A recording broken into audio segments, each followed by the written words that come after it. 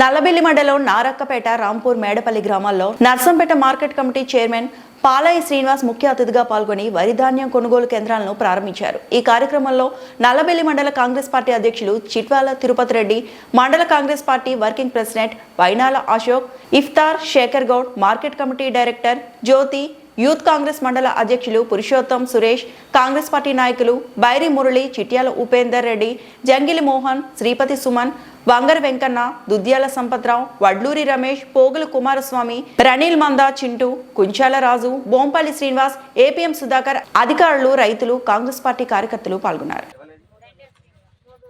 ఎంత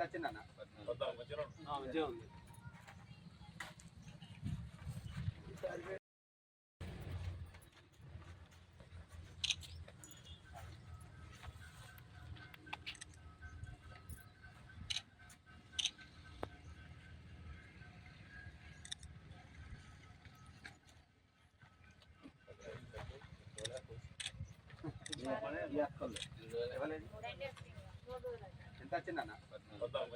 మంచిగా ఉంది.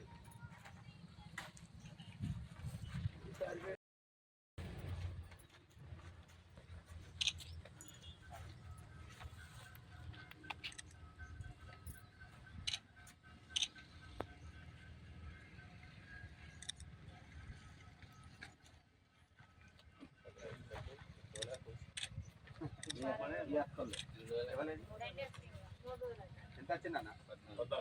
మంచిగా ఉంది.